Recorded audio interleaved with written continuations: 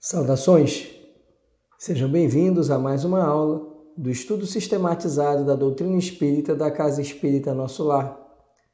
Hoje vamos estudar no tomo único o módulo 6, Obsessão e Desobsessão, roteiro 2, o processo obsessivo, o obsessor e o obsediado. Na obra Gênese, no capítulo 14, item 45, Kardec expõe o seguinte pensamento. Pululam em torno da terra os maus espíritos, e em consequência da inferioridade moral de seus habitantes. A ação malfazeja desses espíritos é parte integrante dos flagelos com que a humanidade se vê a braços neste mundo. A obsessão, que é um dos efeitos de semelhante ação, como as enfermidades e todas as atribulações da vida, deve, pois, ser considerada como provação ou expiação, e aceita com esse caráter. É importante considerar, entretanto, que a obsessão decorre sempre de uma imperfeição moral que dá ascendência a um espírito mau. Kardec, então, expõe que a obsessão é consequência do nosso padrão vibratório da Terra. Ou seja, as nossas imperfeições morais fazem com que nós tenhamos uma baixa vibração. Assim, em volta da Terra estão espíritos que se afinizam com esse padrão vibratório inferiorizado. E explica Kardec que essa questão da circunscrição da Terra por espíritos de ordem inferior, consequência de nossa inferioridade, que acabamos atraindo e mantendo uma psicosfera de padrão vibratório mais baixo, faz com que a obsessão seja um dos fenômenos que são consequência desse baixo padrão vibratório. E explica ainda Kardec que a obsessão, ela então acaba tendo um caráter ou de provação, ou seja, de desafio, de grande dificuldade que o espírito tem que vencer e superar, ou de expiação. E a expiação é quando o espírito está resgatando uma falta anteriormente cometida. Mas explica Kardec, seja provação, seja expiação, sempre a obsessão vai ser a consequência da imperfeição moral, tanto do obsessor quanto do obsediado. E a obsessão é caracterizada por esse obsessor, que é o espírito inferiorizado, ou o espírito mau, como se refere Kardec, que passa a perturbar, a causar sofrimento para o obsediado, que é o espírito encarnado. Vamos começar agora a conversar sobre o obsessor. Na obra Obsessão e Desobsessão, Sueli Caldas Schubert, no capítulo 13, explica sobre o obsessor. Obsessor, do latim obsessore, aquele que causa a obsessão, que importuna. O obsessor é uma pessoa como nós.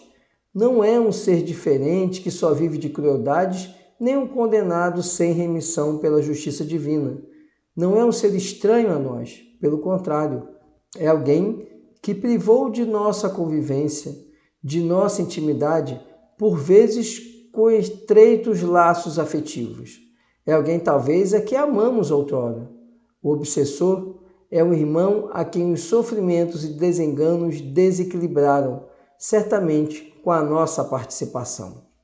Então, o obsessor aqui, na explicação de Sueli Caldas Schubert, não é alguém diferente de nós. É um espírito imperfeito e que, nessa imperfeição, acaba optando pelo caminho do mal. Não é alguém que está fadado a praticar o mal. É alguém que está equivocadamente no caminho do mal. E é alguém, muitas vezes, com quem nós partilhamos a convivência, com quem nós tivemos muita proximidade, ou até mesmo, como ela explica, alguém até que nós amamos, mas que agora se vê numa condição de preferir o sofrimento, de preferir sofrer e causar o sofrimento a outrem, porque está em uma condição de desequilíbrio, de desarmonização e, com isso, de uma baixa vibração. No Evangelho segundo o Espiritismo, capítulo 28, item 75, Allan Kardec explica: os maus espíritos são aqueles que ainda não foram tocados de arrependimento, que se deleitam no mal e nenhum pesar por isso sentem, que são insensíveis às reprimendas, repelem a prece e muitas vezes blasfemam do nome de Deus.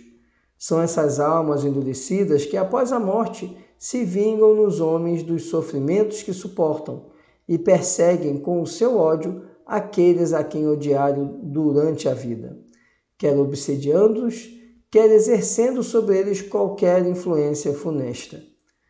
Então, Kardec aqui, no Evangelho segundo o Espiritismo, explica que esses maus espíritos, esses espíritos que praticam a obsessão, que subjugam, que fascinam, são espíritos que não compreenderam ainda o caminho do bem, que não aprenderam o perdão, o arrependimento, que não conseguem se libertar do ódio, do rancor, do egoísmo. E por isso eles são insensíveis, como diz Kardec, aos conselhos, às orientações. Eles não aceitam a prece e eles muitas vezes, inclusive, blasfemam o nome de Deus, blasfemam Jesus, justamente porque eles ainda estão tão impregnados com a dor, com o sofrimento, com a raiva e com o rancor, que não conseguem, que não são capazes de perdoar e de compreender o caminho do amor, o caminho da caridade. E aí, essas pessoas, esses espíritos, depois que desencarnam, continuam com esses mesmos comportamentos no plano espiritual. E eles passam aí a se vingar, a atormentar aqueles que eles acreditam que lhes fizeram sofrer. E através desse caminho de sofrimento é que iniciam e dão curso às obsessões. Na obra Obsessão e Desobsessão, Sueli Caldas Schubert, no capítulo 13, explica: a figura do obsessor realmente impressiona pelos prejuízos que a sua aproximação e sintonia podem ocasionar. E disto, ele tira partido para mais facilmente assustar e coagir a sua vítima. Veja, o processo obsessivo ele é fortemente conduzido pelo obsessor. Nós veremos que o obsediado ele oportuniza, ele como que abre as portas para o processo, mas o obsessor, ele realmente, conforme ele vai avançando na força do processo obsessivo, ele vai causando severos prejuízos, grandes sofrimentos ao obsediado. E ela explica aqui que sua aproximação e sintonia vão ocasionar esses sofrimentos. Ou seja, o obsessor, ele se adequa, ele se afiniza ao padrão vibratório do obsediado. O obsediado abaixa o seu padrão vibratório e, com isso, o obsessor vai tendo mais facilidade em causar a dor e sofrimento que ele se compraz em aplicar, em causar no semelhante. No Evangelho segundo o Espiritismo, capítulo 28, item 75, Allan Kardec explica: os espíritos sedutores se esforçam por nos afastar das veredas do bem, sugerindo-nos maus pensamentos. Aproveitam-se de todas as nossas fraquezas, como de outras tantas portas abertas que lhes facultam acesso à nossa alma. Alguns há que se nos aferram, como a uma presa, mas que se afastam, em se reconhecendo impotentes para lutar contra a nossa vontade. Explica aqui Kardec que os espíritos obsessores, então, eles procuram nos afastar do caminho do bem. E a forma como eles fazem isso é nos sugerindo os maus pensamentos. A partir do momento que eles vão incutindo em nossa mente os maus pensamentos e nós aceitamos e nos agarramos a esses maus pensamentos, nós estamos ali abrindo a porta da nossa mente para o processo obsessivo. E através da evolução desse processo, o espírito, então, obsessor, ele vai cada vez mais envolvendo a sua presa, envolvendo o obsediado. Entretanto, a partir do momento que nós nos esforçamos para manter o bom pensamento, nos esforçamos para manter as boas vibrações, eles vão ficando impotentes, eles vão perdendo a força e com isso acabam deixando o processo obsessivo, muito mais pela impossibilidade de exercer qualquer influência sobre o encarnado. Na apostila do Herge, temos a seguinte conclusão. Contudo, devemos lembrar que os obsessores não são espíritos totalmente desprovidos de bons sentimentos, irremediavelmente maus. São, antes de tudo, espíritos carentes de compreensão, de carinho e amor. São, na realidade, seres solitários, doentes da alma. O obsessor é, em última análise, um irmão enfermo e infeliz. Dominado pela ideia fixa ou monodeísmo de vingar-se, esquece-se de tudo ou mais e passa a viver em função daquele que é o alvo de seus planos. Veja, como nós já vínhamos comentando, precisamos lembrar que o obsessor não é um espírito fadado à prática do mal. Ele é, na verdade, um espírito que está mergulhado no sofrimento, mergulhado na raiva, no ódio, no rancor, mergulhado em toda sorte de sentimentos negativos. E isso faz com que ele entre como num processo cíclico de pensamento fixo, ou seja, ele fica permanentemente pensando em obter a sua vingança. Ele fica permanentemente pensando em provocar a vaidade no outro, porque ele se compraz com a vaidade ou a ganância. Enfim, ele entra numa linha de conduta reiterada justamente em razão do seu pensamento estar preso àquele sentimento, àquele evento de sua existência que lhe causou dor, e aí ele faz isso e torna disso a sua vida, torna desse sentimento de ódio a sua vida. E, obviamente, é um espírito que sofre, porque ninguém pode ser feliz odiando, ninguém pode ser feliz buscando uma vingança cega, ninguém pode ser feliz mergulhado na ganância, ninguém pode ser feliz mergulhado no egoísmo. Portanto, é preciso compreender que o obsessor é, antes de tudo, um espírito sofredor. É verdade que causa sofrimento também ao outro, ao próximo, mas ele precisa ser resgatado, precisa ser salvo, precisa ser curado da sua doença, que é a perseguição de um sentimento negativo. Vamos agora falar sobre o obsediado. No nosso material do Herge, nós temos a seguinte explicação. A doutrina espírita nos informa que, antes de tudo, o obsediado é vítima de si mesmo, sendo descrito no dicionário como importunado, atormentado, perseguido. Segundo Joana de Ângeles, prisão interior, cela pessoal, onde a grande maioria se mantém sem lutar por sua libertação, acomodada aos vícios, cristalizada nos erros. Obsediados, cada um deles traz consigo um infinito de problemas que não sabe precisar. O obsediado é o algoz de ontem e que agora se apresenta como vítima.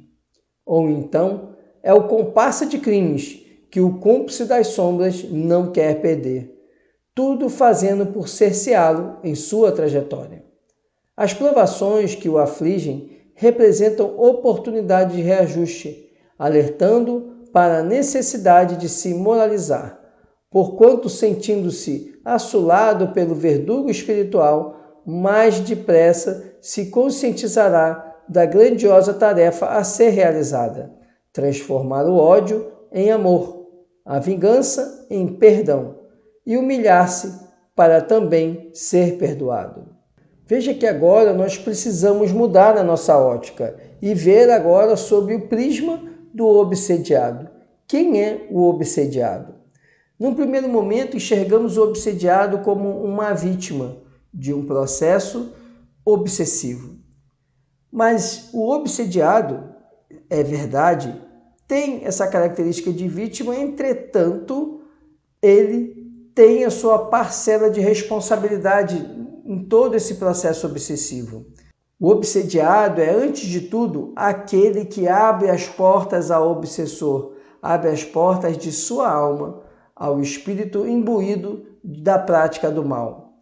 O obsediado é aquele que carrega pensamentos, infortúnios negativos e que, insistindo nesses pensamentos, dá ali espaço para o obsessor.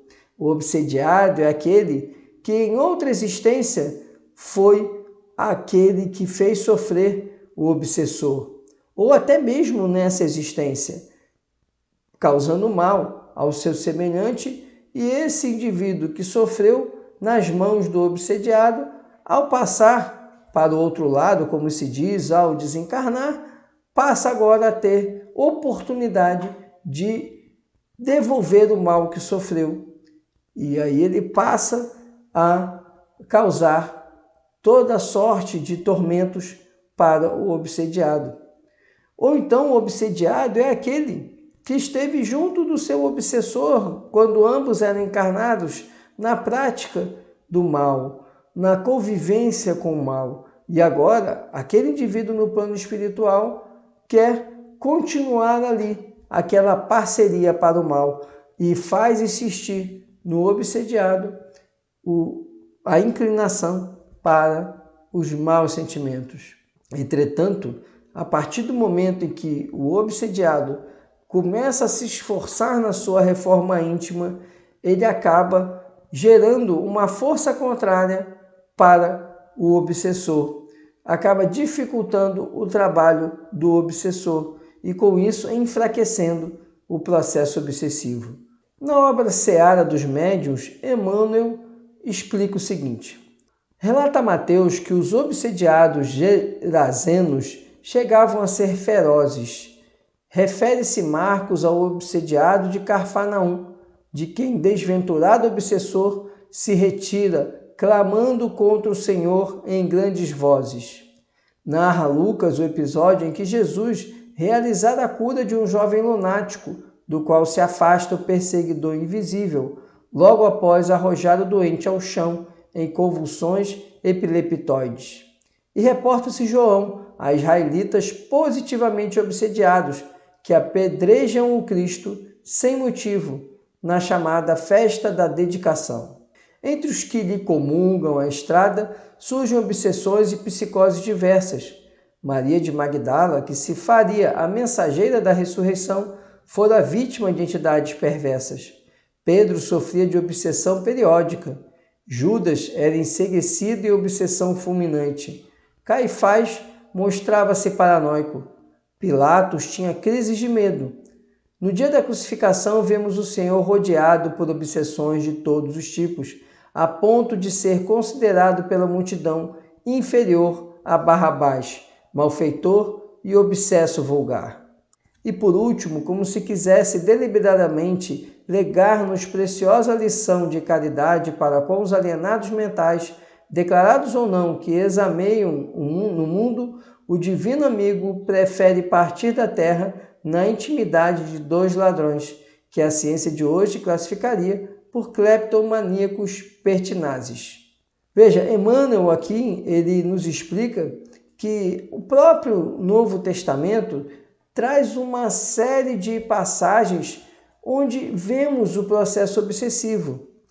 Jesus, ele não interferia deliberadamente nesses processos. Sua luz acabava afastando ou aliviando esses processos nos obsediados.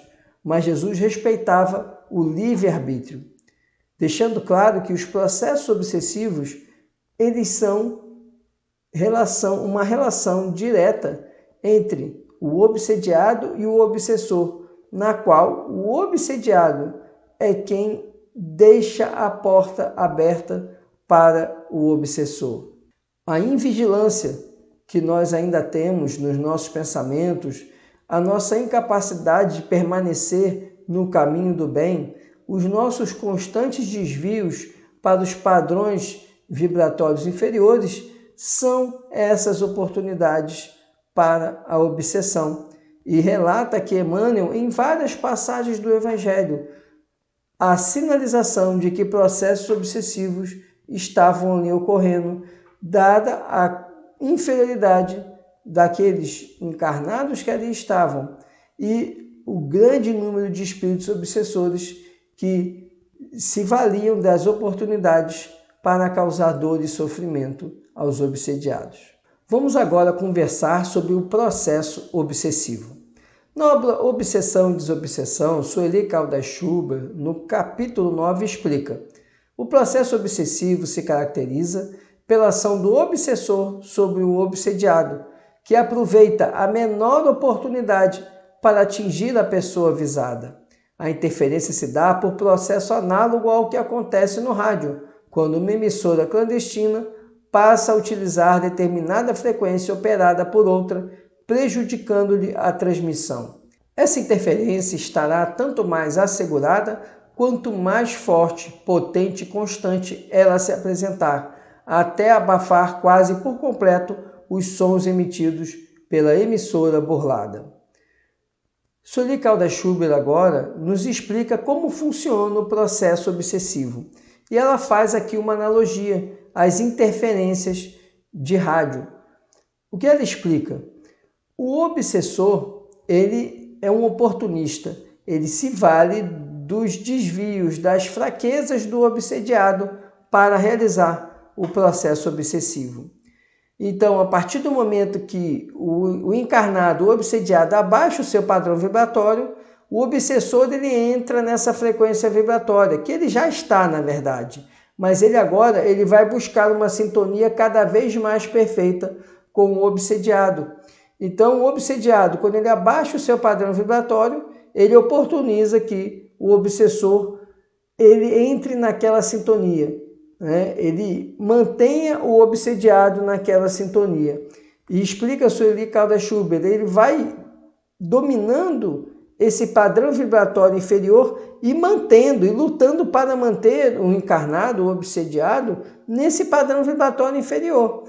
Quanto mais ele mantém o encarnado, mais ele vai entrando no processo obsessivo, mais ele vai mantendo aquele indivíduo nos pensamentos negativos, nos sentimentos inferiorizados. E aí ele vai dominando cada vez mais a sua vítima, até o ponto da vítima não conseguir mais pensar.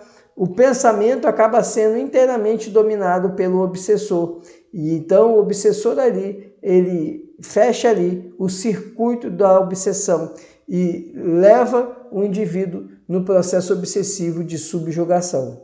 No mesmo capítulo, Sueli Caldas Schubert fala o seguinte: o perseguidor age persistentemente para que se efetue a ligação, a sintonia mental, enviando os seus pensamentos numa repetição constante, hipnótica, à mente da vítima, que, incauta, invigilante, assimila-os e reflete-os, deixando-se dominar pelas ideias intrusas. Então, como eu expliquei, o obsediado, quando ele abaixa o padrão vibratório, ele dá acesso ao obsessor.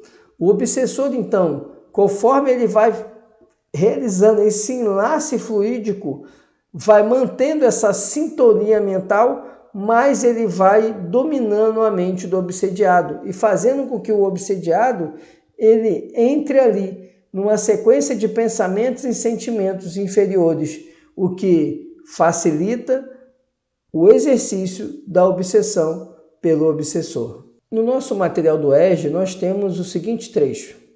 Allan Kardec esclarece que no processo obsessivo há também uma ação fluídica por parte do obsessor, que atua exteriormente com a ajuda do seu perispírito, que ele identifica com o do encarnado, ficando este, afinal, enlaçado por uma como teia e constrangido a proceder contra sua vontade. Essa ligação fluídica entre o obsessor e o obsediado permite que os pensamentos e as vontades dos dois se confundem e o espírito então se serve do corpo do indivíduo como se fosse seu, fazendo agir à sua vontade. Falo pensar, falar, agir em seu lugar e impele-o ao seu mau grado, a atos extravagantes ou ridículos, magnetiza-o em suma, lançam no estado de catalepsia moral e o indivíduo se torna um instrumento da sua vontade, tal a origem da obsessão, da fascinação e da subjugação, que se produzem em graus muito diversos de integridade. Explica então Kardec que, além da sintonia mental que Sueli Caldas Schubert fala, além da frequência vibratória que o espírito obsessor procura manter o obsediado numa frequência baixa, o obsessor ele lança uma redoma fluídica em torno do obsediado. Ele faz uma ligação fluídica de perispírito para perispírito e, aos poucos, ele vai aumentando essa nuvem fluídica, essa teia fluídica, de maneira a fazer com que o obsediado tenha mais dificuldade ou não saia desse processo obsessivo. O que nós temos é a ação do obsessor, inicialmente oportunizada pelo padrão vibratório inferior do obsediado. E nessa ação, o obsessor vai começando a estimular determinados pensamentos e sentimentos negativos no obsediado. Paralelo a essa ação mental, o espírito obsessor também se vale do seu perispírito e realiza uma ligação fluídica com o perispírito do obsediado.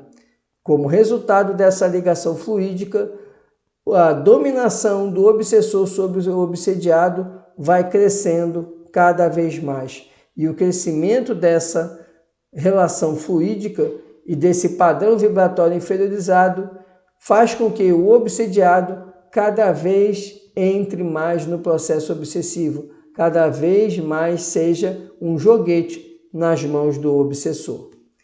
Esse era o conteúdo que tínhamos para o estudo dessa aula. Muito obrigado pela sua atenção, muita paz e muita luz.